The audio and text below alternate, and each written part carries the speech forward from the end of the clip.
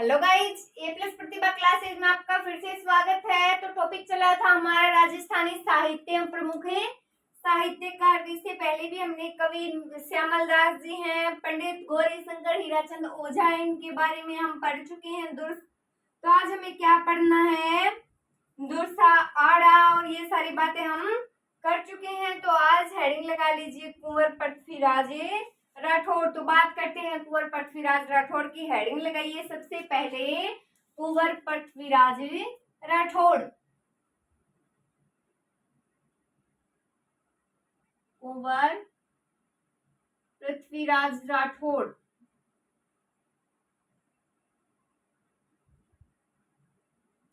बात करते हैं।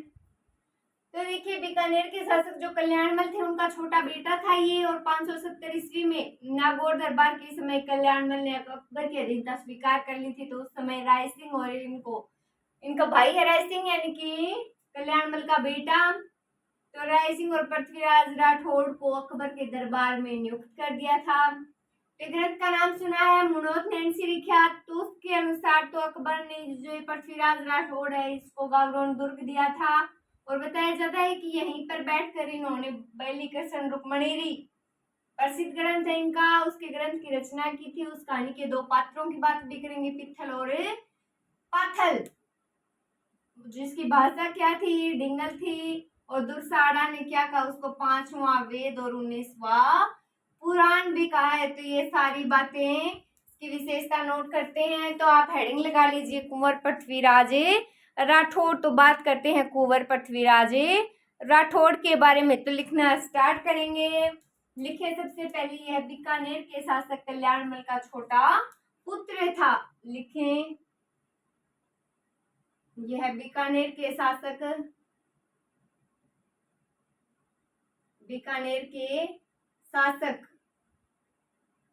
कल्याणमल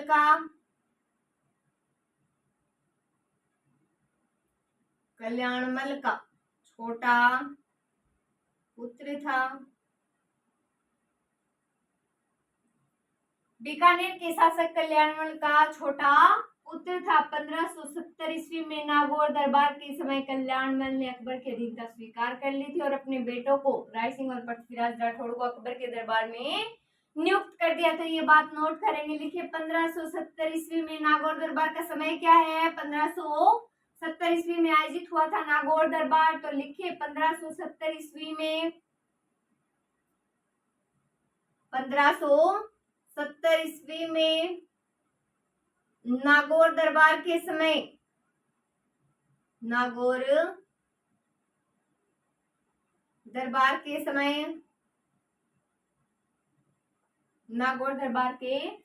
समय लिखें, कल्याणमल ने अकबर की अधीनता स्वीकार की। किसकी अधीनता स्वीकार की? अकबर की। लिख लीजिए आगे फिर, कल्याणमल ने अकबर की अधीनता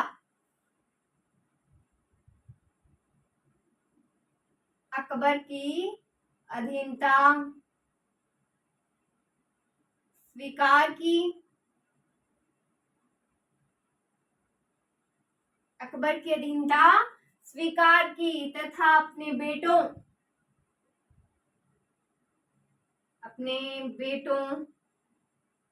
कौन कौन है? राय सिंह और पृथ्वीराज राठौड़। तो लिखे, राय सिंह एवं पृथ्वीराज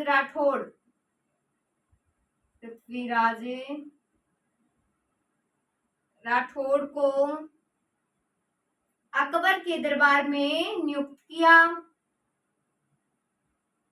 अकबर के दरबार में नियुक्त किया।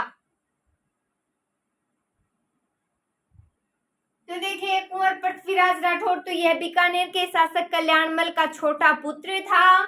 और 1570 ईस्वी में नागौर दरबार के समय, किसके समय?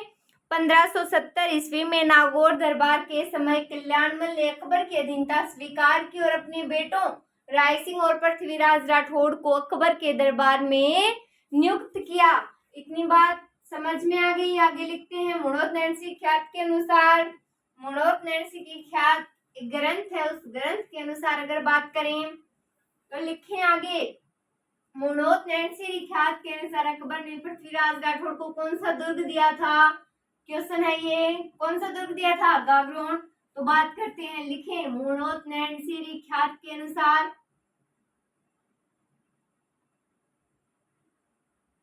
लिखें मुणोत नैणसी। मुणोत नैणसी ख्यात के अनुसार। मुणोत नैणसी ख्यात के अनुसार अकबर ने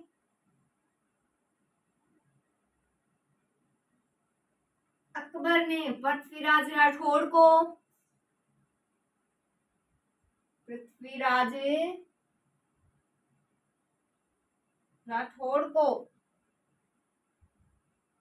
कौन सा दुर्ग?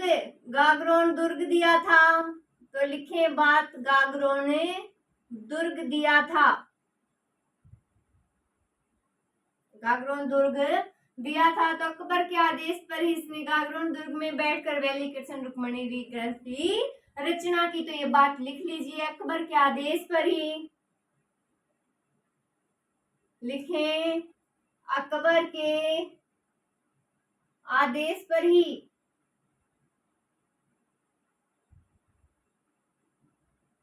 अकबर के आदेश पर ही इसने गागरोन दुर्ग में बैठकर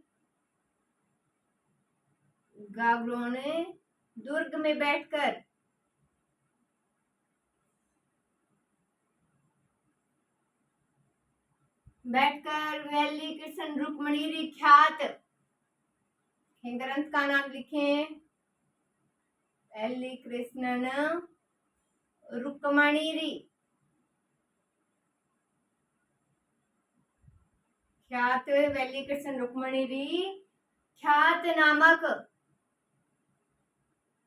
ग्रंथ की रचना की।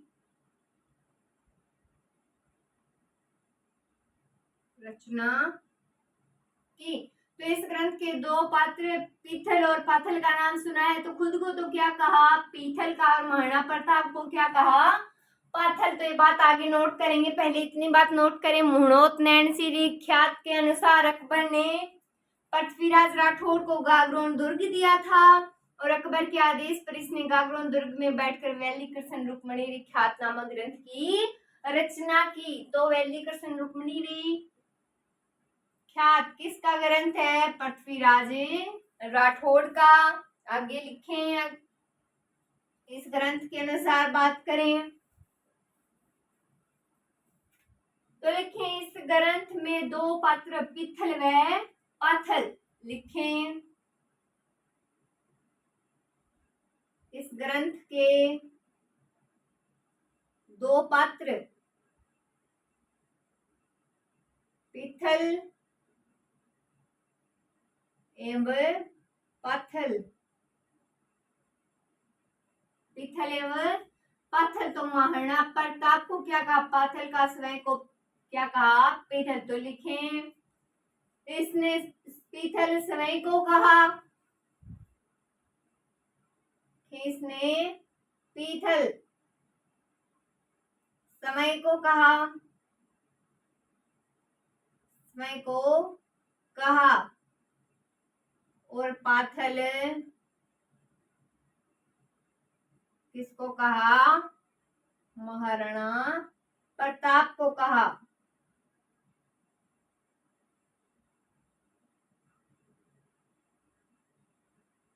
महाराणा प्रताप को कहा पाथल और खुद को कहा पीथल। तो इस ग्रंथ की रचना डिंगल भाषा में और उत्तरी मारवाड़ी में हुई है। तो ये बात भी नोट कर लें। लिखी इस ग्रंथ की रचना। लिखें इस ग्रंथ की रचना डिंगल एवं उत्तरी मारवाड़ी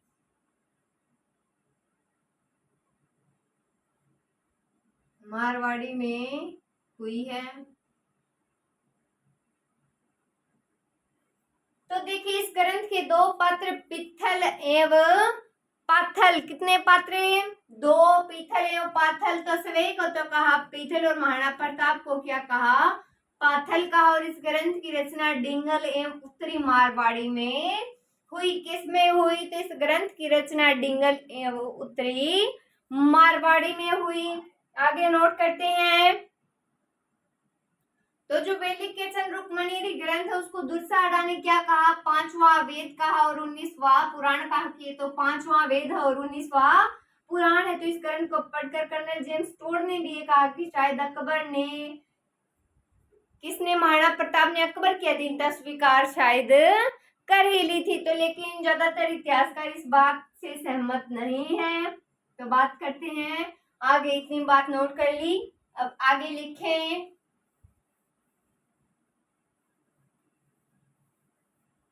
लिखे आगे।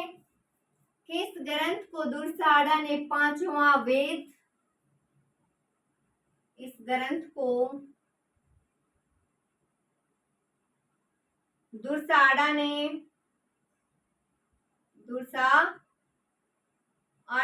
पांचवा वेद,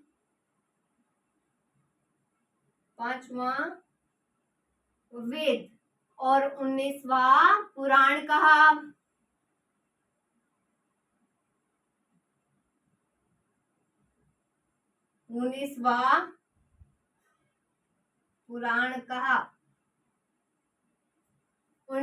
पुराण कहा। सिर्फ एक बात और नोट करनी है हमें, कुंवर पृथ्वीराज राठौड़ में कि पृथ्वीराज राठौड़ को तहसी तोरे ने डिंगल का हेरोस कहा था। तो लिखें पृथ्वीराज राठौड़ को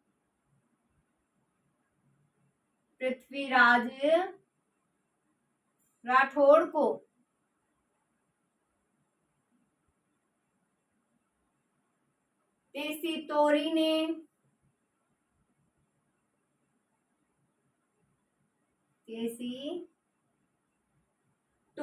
डिंगल का हेरोस कहा था या कहा है। डिंगल का हेरोस कहा था।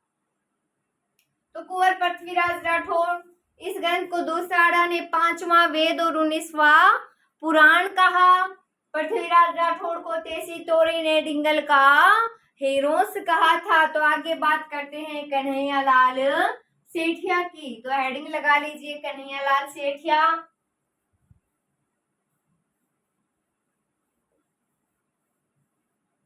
लिखें कन्हैयालाल सेठिया।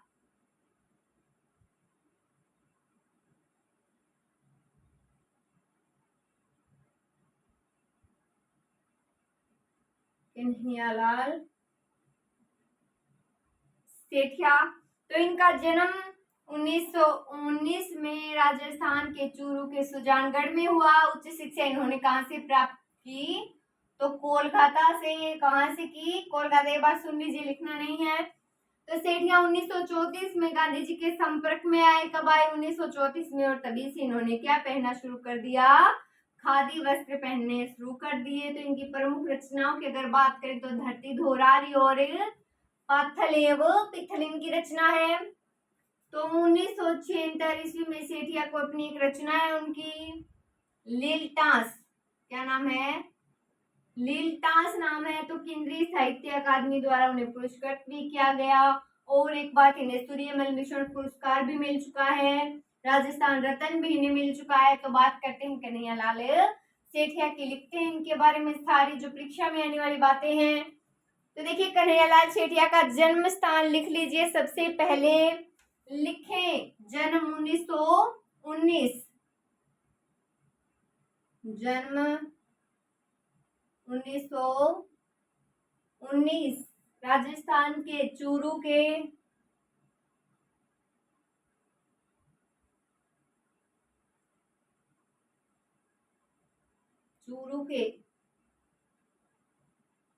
सुजानगढ़ में। राजस्थान के चूरू के सुजानगढ़ में। तो उच्च शिक्षा कहां से प्राप्त की? कोलकाता से लिख लीजिए, कोलकाता से उच्च शिक्षा प्राप्त की।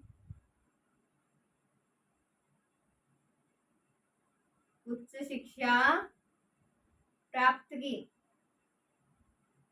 तो कोलकाता से की उच्च शिक्षा प्राप्त। तो सेठिया 1934 में गांधी जी के संपर्क में आए थे और तभी से इन्होंने खादी पहनना शुरू कर दिया था। तो लिखें बात सेठिया 1934 में,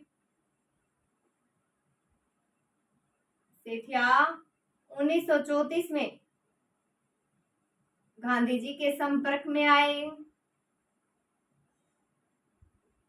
गांधी जी के संपर्क में आए, तभी से इन्होंने खादी पहनना शुरू कर दिया, खादी पहनना शुरू कर दिया।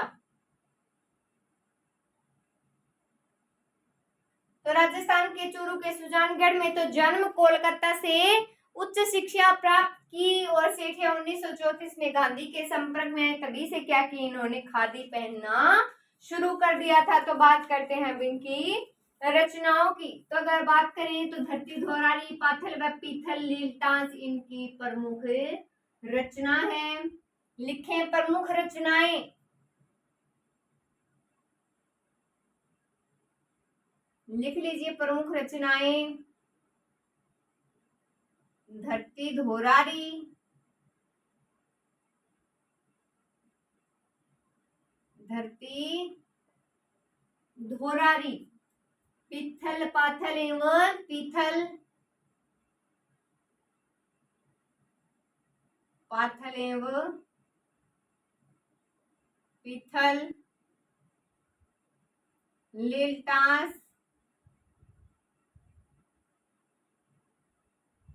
निर्ग्रंथ,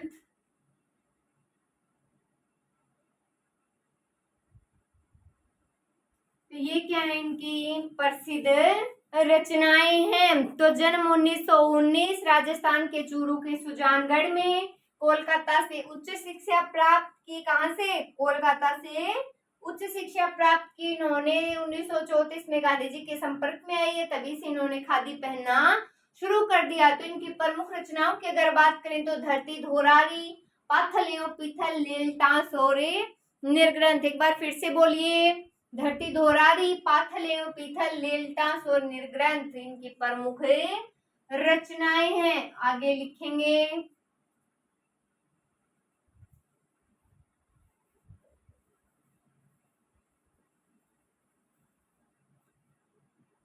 आगे।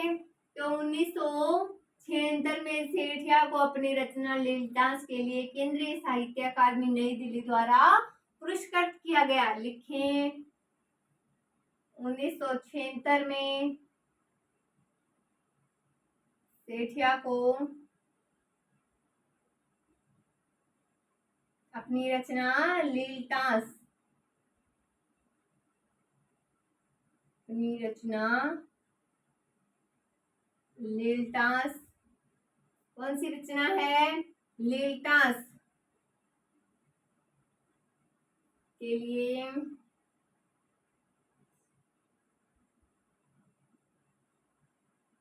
केंद्रीय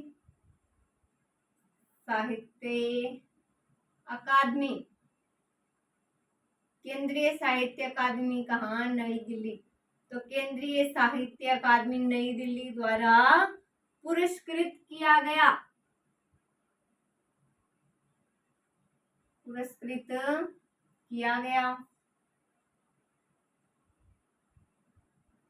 1987 ईस्वी में अपने ग्रंथ शब्द के लिए सेठिया को सूर्यमल मिशन पुरस्कार भी मिला था, ये बात भी नोट करें। 1987 ईस्वी में, 1987 ईस्वी में अपने ग्रंथ किसके लिए, शब्द, ग्रंथ का नाम है शब्द, शब्द के लिए सूर्यमल मिशन, सूर्यमल मिशन पुरस्कार भी मिला था।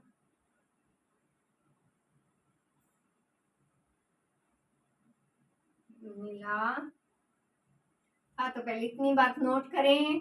कन्हैयालाल सेठिया, तो 1976 ईस्वी में सेठिया को अपनी रचना लीलटास, रचना का नाम है लीलटास, के लिए केंद्रीय साहित्य अकादमी नई दिल्ली द्वारा पुरस्कृत किया गया। 1987 ईस्वी में अपने ग्रंथ शब्द के लिए सूर्यमल मिशन पुरस्कार भी इन्हें दिया जा चुका है। आगे लिखें, लिखे आगे। 1988 ईस्वी में सेठिया को अपनी रचना जो थी निर्ग्रंथ, उन पर मूर्ति देवी पुरस्कार भी मिला था। लिखे 1988 में, 1988 में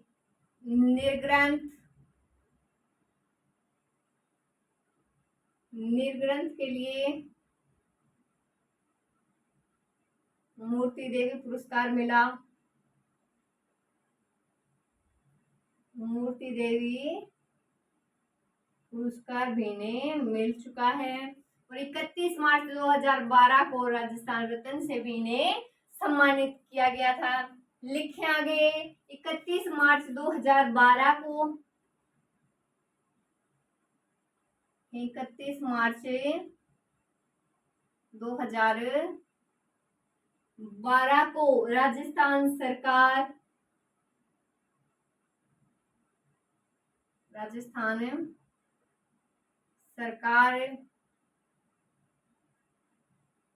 राजस्थान का सर्वोच्च सम्मान,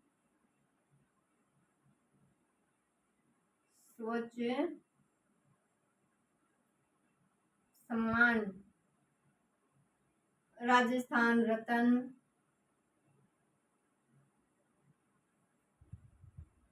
कन्हैयालाल सेठिया को दिया था। कन्हैयालाल सेठिया को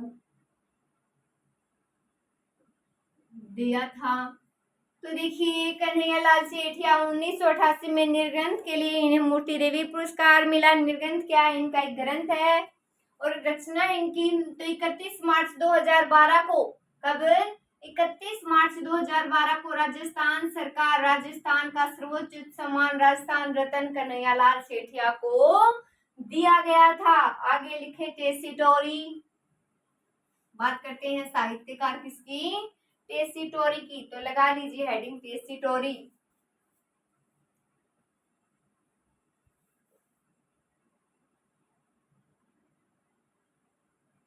भारत के नहीं थे, इटली के थे।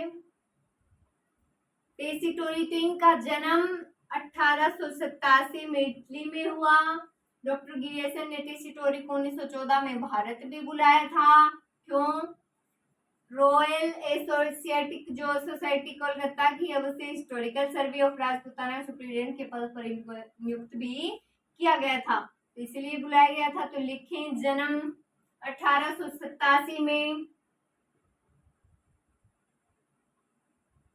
1887 में इटली के उदीने नगर में, इटली के उदीने नगर में। तो डॉक्टर गिरियसन ने टेसीटोरी को 1914 ईस्वी में भारत बुलाया था। लिखें डॉक्टर गिरियसन ने टेसीटोरी को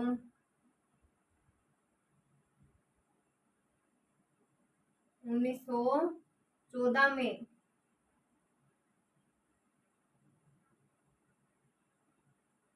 भारत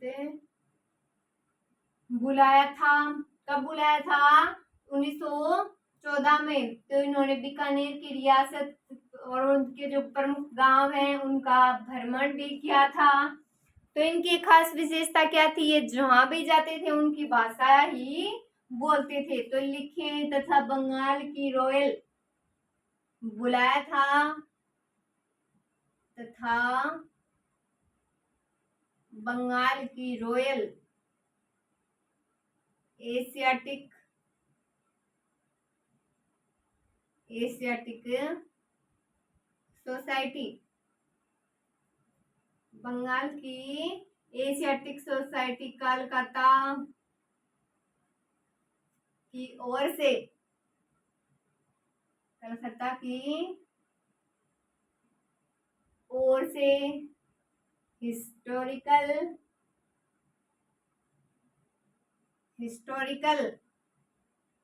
सर्वे ऑफ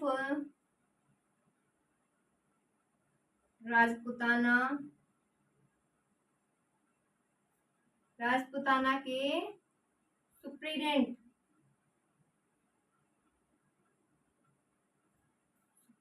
के पद पर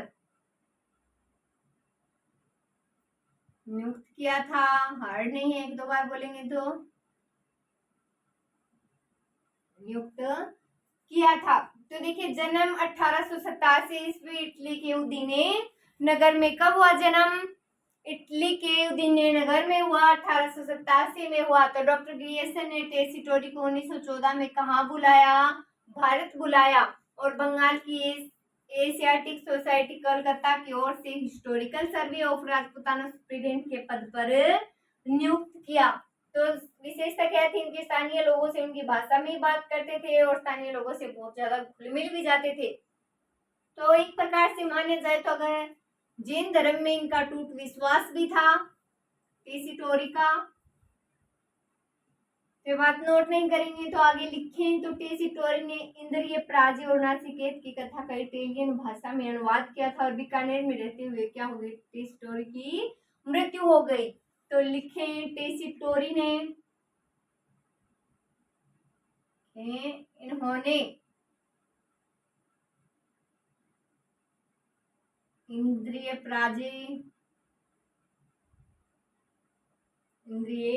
पराजय और नासिकेत की कथा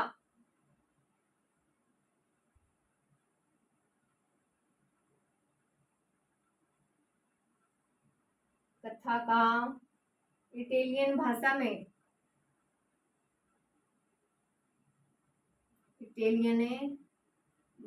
में अनुवाद किया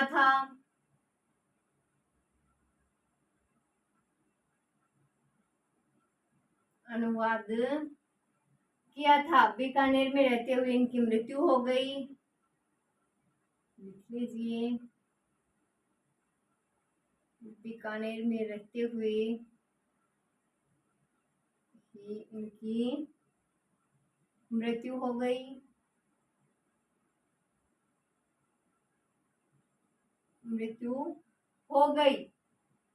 तो पहले इतनी बात नोट करें, एक बात और नोट करेंगे मैम। तो इन्होंने इंद्रिय पराजय और नासिकेत की कथा का, फिर से बोले, इन्होंने इंद्रिय पराजय और नासिकेत की कथा का इटालियन भाषा में अनुवाद किया और बीकानेर में रहते हुए इनकी मृत्यु हो गई। कहाँ हो गई टेसीटोरी की मृत्यु? बीकानेर। तो आगे लिखे इनका स्मारक,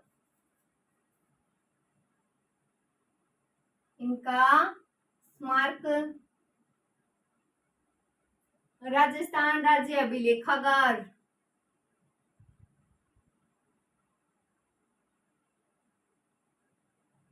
राजस्थान राज्य बीकानेर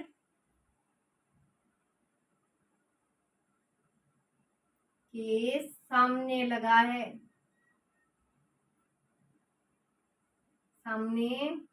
लगा हुआ है। तो इनका स्मारक कहाँ है? राजस्थान राज्य अभिलेखागार के सामने ही है। तो अब बात करते हैं सीताराम लालस की। तो लिखे सीताराम लालस।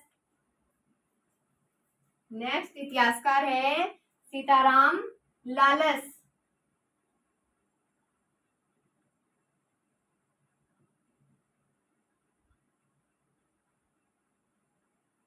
इनका जन्म 1912 में बाड़मेर के सिखड़ी गांव में हुआ। लिख लीजिए, जन्म 1912 में बाड़मेर के सिखड़ी गांव में।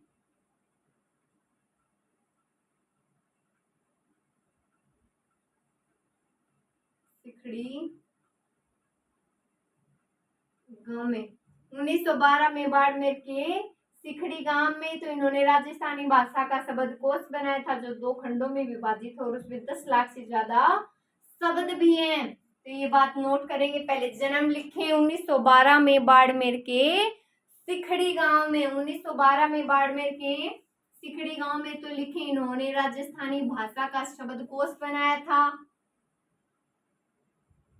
इन्होंने राजस्थानी भाषा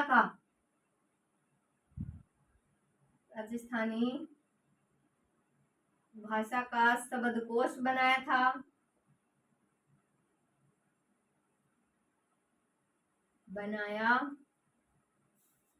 जो 2 खंडों में विभाजित है,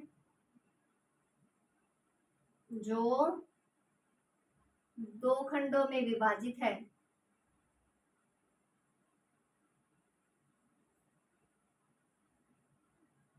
और उसमें 10 लाख से ज्यादा शब्द हैं। उसमें 10 लाख से ज्यादा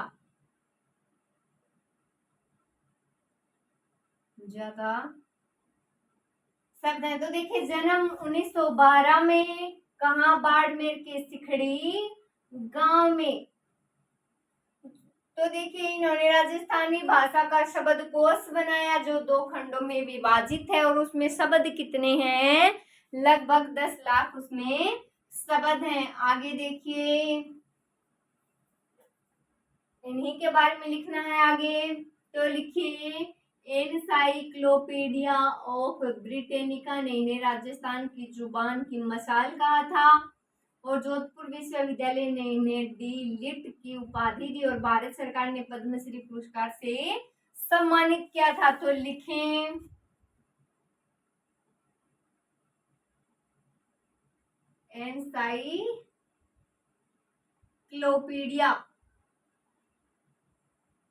एनसाइक्लोपीडिया ऑफ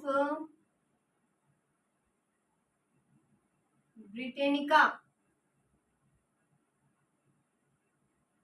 ने इन्हें राजस्थान की जुबान की मसाल, इन्हें राजस्थान की जुबान की मसाल कहा।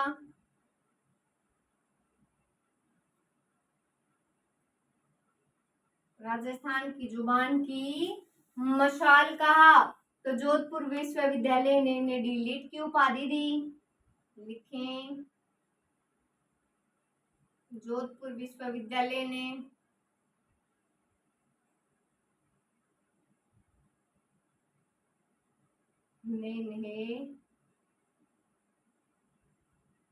डी लिट की उपाधि दी।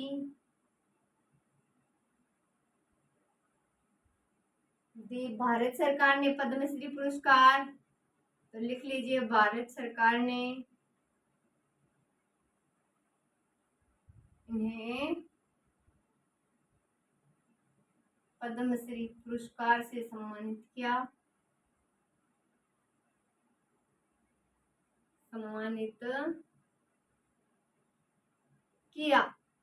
तो देखिए एनसाइक्लोपीडिया ऑफ ब्रिटेनिका ने इन्हें क्या कहा, राजस्थान की जुबान की मसाल कहा। राजस्थान की जुबान की मसाल कहा। जोधपुर विश्वविद्यालय ने किसकी उपाधि दी, डी लिट की उपाधि दी। तो भारत सरकार ने इन्हें पद्मश्री पुरस्कार से सम्मानित किया। फिर से रिवाइज कीजिए एक बार।